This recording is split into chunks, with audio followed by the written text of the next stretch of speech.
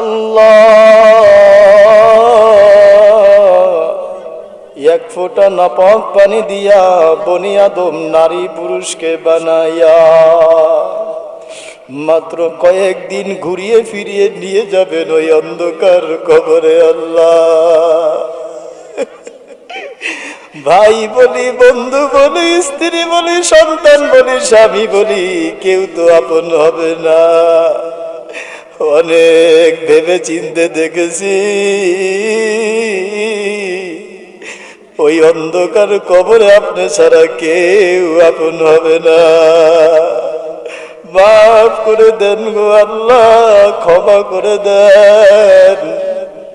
ইয়া আল্লাহ, আমরা দোষী, পাপী, অপরাধী রে আল্লাহ। মাথার তালু থেকে পায়ের তালু পর্যন্ত গুনায় জর্জরিত রে আল্লাহ। যদিও গুনাহ করে ফেলেছি, কিন্তু তুমি তো গফফার রে মাওলা। তোমার গফফার নামকে উসিলা করে আমাদের জিন্দেগির তামাম গুনাহ খাতাগুলো মাফ করে দাও আল্লাহ। চাকরি বাকরি ব্যবসার মধ্যে বরকত দিয়ে দাও আল্লাহ। সন্তানগুলোকে সুশিক্ষায় শিক্ষিত হওয়ার তৌফিক দান করো আল্লাহ। ইয়া আল্লাহ, উম্মতপুরবাসীকে মাফ করে দাও আল্লাহ। জীবিতদের উপরে রাজি খুশি হয়ে যাও আল্লাহ। মৃত্যুদেরকে আল্লাহ, কবরবাসীদের কবরের আযাব কিয়ামত পর্যন্ত মাফ করে দাও আল্লাহ। ইয়া আল্লাহ, এই জান্নাতের পরিবেশ যারা করেছে প্রবাসে আছে রে আল্লাহ, হায় আল্লাহ, এদের জান মাল ইজ্জত আবরুর হিফাজত করো আল্লাহ। মায়ের সন্তান মায়ের বুকে ফিরিয়ে দাও আল্লাহ। স্বামীদেরকে স্ত্রীদের কাছে ফিরিয়ে দাও আল্লাহ।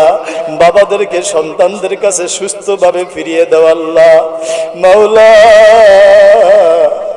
ওই প্রবাদ জীবনটা কত কষ্টের। আমরা সকালবেলা বাইরে থেকে ঘর থেকে বের হই, রাত্রিবেলা সন্তানকে দেখি, সন্তানকে একটু আদর করি, গালের মধ্যে চুমা দেই। মাওলা রে, আমাদের সুখের জন্য আমার ভাইগুলো, আমাদের সন্তানগুলো রৌদ্রের মধ্যে পুরে বৃষ্টিতে ভিজে আমাদেরকে বলে না। আল্লাহ, আজকে তুমি দৃশ্যটাকে একটু দেখো রে মাওলা। তোমার ওই প্রবাসের বান্দাগুলো নাচ গানের ব্যবস্থা করে দেয় রে আল্লাহ। তোমার কোরআনের আলোচনার জন্য, তোমার রসুলের আলোচনার জন্য যেই জান্নাতের ব্যবস্থা করেছে রে আল্লাহ, তুমি প্রবাসী ওই ভাইদের দিলকে শান্তি করে দাও আল্লাহ। কষ্টের উপার্জনকে তুমি হালাল পথে ব্যয় করার তৌফিক দান করো আল্লাহ। আল্লাহ, আমাদের সাথে ভিডিও কলে কথা বলে ঠিক রে আল্লাহ, কিন্তু চোখের পানি মোছে মোবাইলটাকে একটু আড়াল কইরা ধরে। আল্লাহ, আমরা বুঝি, কিন্তু সন্তান কান্না করবে এই জন্য বুঝতে দেয় না। মা বাবার চোখে পানি আসবে, তাদের চোখের পানি দেখায় না। আল্লাহ, ওই সমস্ত প্রবাদ জীবনকে তুমি সুন্দর বানিয়ে দাও আল্লাহ। যারা জান্নাতের ব্যবস্থা করেছে, জান্নাতে একটা বাড়ি নির্মাণ করে দাও আল্লাহ। আল্লাহ, এই গভীর রাত্রিরে আল্লাহ, এই উম্মতপুরের যুবকদেরকে তোমার কাছে চাইব রে আল্লাহ। আল্লাহ, আল্লাহ, এই উম্মতপুরের যুবকদেরকে মাফ করে দাও আল্লাহ। বিদ্যুদেরকে ক্ষমা করে দাও আল্লাহ। ঘরের মা বোনদেরকে মাফ করে দাও আল্লাহ। আল্লাহ, বাচ্চাদের সিনাগুলোকে খুলে খুলে কোরআন হাদিসের ইলম দিয়ে দাও আল্লাহ। আয় আল্লাহ, উম্মিদপুরবাসীর উপরে রাজি খুশি হয়ে যাও আল্লাহ। ইয়া আল্লাহ এদের কামাই রুজির মধ্যে বরকত দিয়ে দিও আল্লাহ। ইয়া আল্লাহ যারা অভাবে আছে অভাবকে মোচন করে দাও আল্লাহ। ইয়া আল্লাহ যারা ঋণগ্রস্ত আছে ঋণকে পরিশোধ করার তৌফিক দান করো আল্লাহ। মেয়েগুলোকে সুন্দর স্বামীর ব্যবস্থা করে দাও আল্লাহ। সন্তানগুলোকে ছেলেগুলোকে নেককার স্ত্রীর ব্যবস্থা করে দাও আল্লাহ। ইয়া আল্লাহ উম্মিদপুরবাসীকে মাদক থেকে হেফাজত করো আল্লাহ। আব্বা আম্মাকে খেদমত করে জান্নাত অর্জন করার তৌফিক দান করো আল্লাহ। ইয়া আল্লাহ পরিশেষে তোমার কাছে না বললেই না রে মাওলা, আজকে এক প্রান্ত থেকে অপর প্রান্তে মিনিটে সেকেন্ডের মধ্যে খবর নেওয়া যায়। মাওলা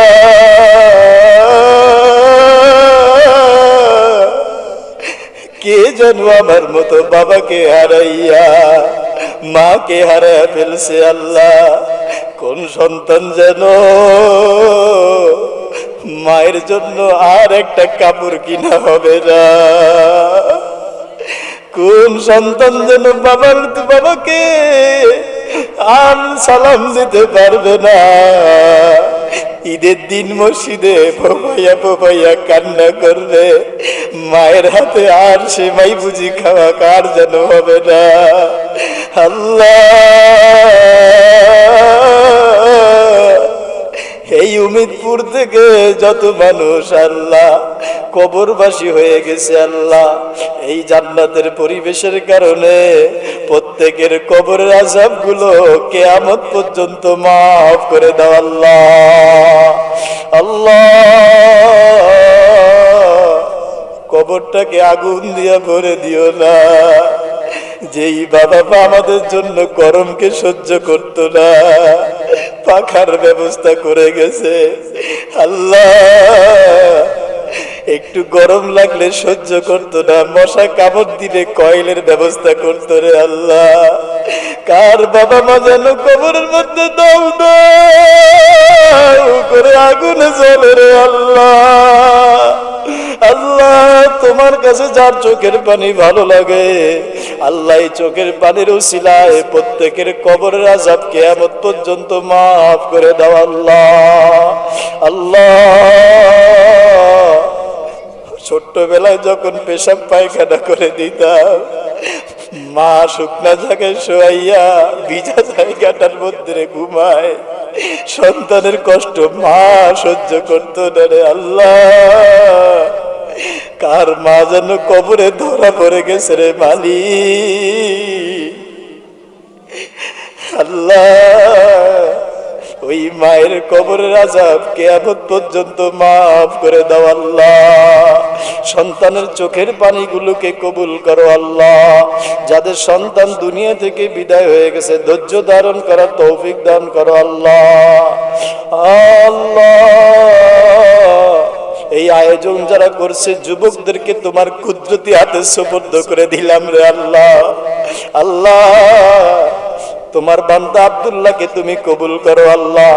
যারা যেইভাবে সহযোগিতা করেছে সকলের দানগুলোকে কবুল করো আল্লাহ।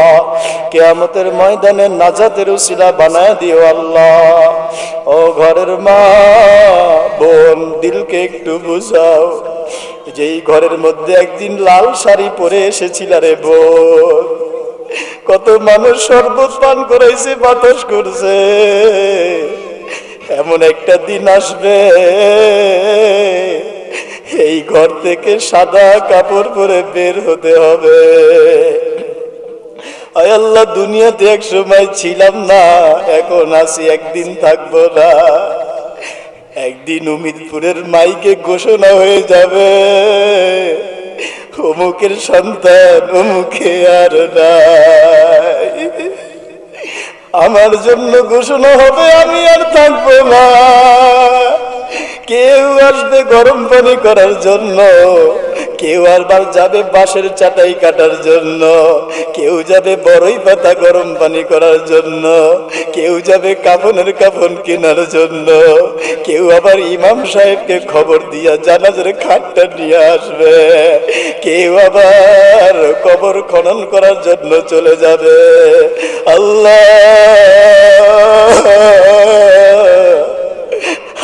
নারী পুরুষ একটা সময় আমাদের এমন হবে রে আল্লাহ, সবাই আসিয়া ধমক দিবে, বলবে তাড়াতাড়ি গরম পানি করো, আমাদের সময় নাই। আল্লাহ, আপনার আমার লাশটাকে যখন ঘর থেকে বের করবে, কবুতরের মতো, কাটা কবুতরের মতো সন্তানগুলো ছটফট ছটফট করতে থাকবে, বলবে মা, বাবা কোথাও গেলে আমাদেরকে নিয়ে যাইতো, আজকে যে বাবা কথা বলে না।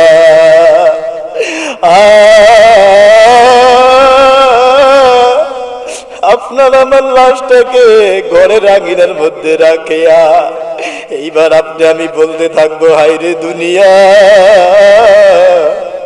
যাদের জন্য ফার্নিচার কিনলাম, ঘরের মধ্যে দামি খাট পালং কিনলাম, এখন বিবি বলে লাশ দেখলে ভয় পাই, সন্তানগুলো বলবে মা আমারও ভয় লাগে, টানা হেঁচড়া করিয়া আবার আপনার লাশটাকে বাড়ির বারান্দায় রাখিয়া উঠানের মধ্যে রাখে। যেই দিন আপনার বিয়ে শাদী হয়েছিল, সবাই আনন্দ করেছিল, হাসি ঠাট্টা মস্কারি। আজকে আমি এই ঘর থেকে নারী পুরুষ বিদায়, সবার চোখের মধ্যে পানি। কাফনের কাফন পরাইয়া এর আগে গরম পানি দিয়া গোসল যখন করায়, ওই মুর্দার বলতে থাকে, ভাইরে আমাকে কিসের গোসল করাইতেছিস, গরম পানি দিয়া কষ্ট লাগে। আল্লাহ, ওই দিন আসার আগে আগে গুনাহগুলোকে মাফ করে দাও আল্লাহ।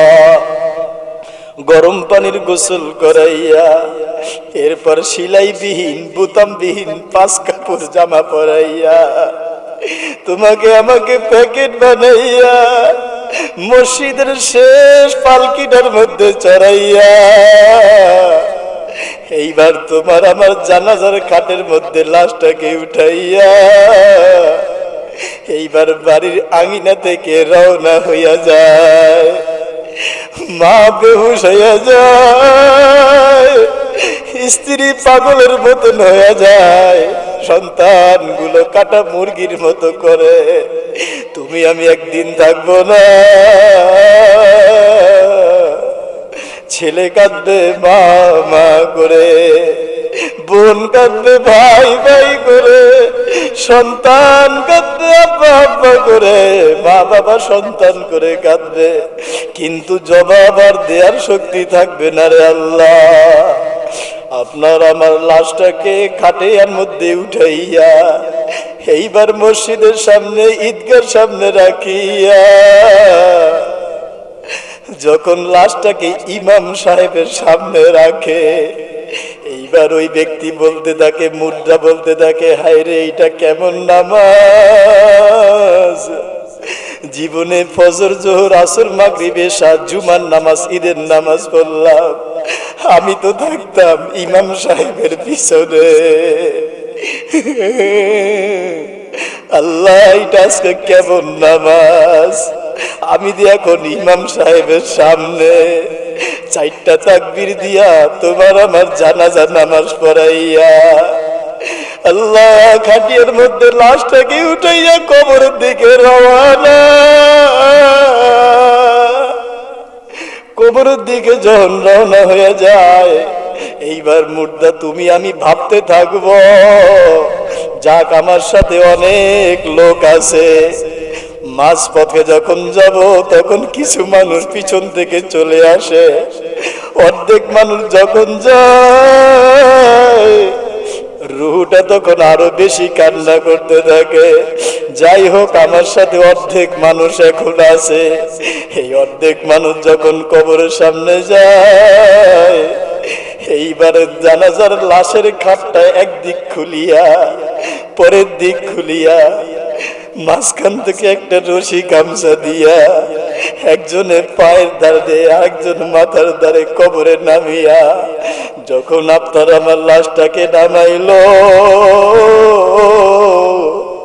ওই মুদ্দার ভাবতে থাকে আমার সাথে কেউ রইল না। থাক আমার পায়ের কাছে একজন, মাথার কাছে একজন। যখন আপনার আমার লাশটাকে কবরে রাখিয়া মাথার জন লাফ মেরে উঠে গেল, পায়ের জন লাফ মেরে উঠে গেল, তারা এইবার গাছের চাটাই দিয়া চালনি দিয়া ঢাকিয়া কবরটাকে অন্ধকার বানাইয়া এইবার বলে বিসমিল্লাহি ওয়ালা মিল্লাতি রাসূলিল্লাহ মিনহা খলাকনাকুম ওয়া ফিহা নুঈদুকুম ওয়া মিনহা নুখরিজুকুম তারাতান নুখরা বলিয়া মাটি দিয়া দিয়া কবরটাকে এখন অন্ধকার বানায় ফেলল। আল্লাহ, এমন একটা সময় আমাদের সবার আসবে রে আল্লাহ, কিসের অহংকারী করলাম, কিসের বাহাদুরি করলাম। 6 দিন পরে নখ খসে যাবে, 9 দিন পরে চুল।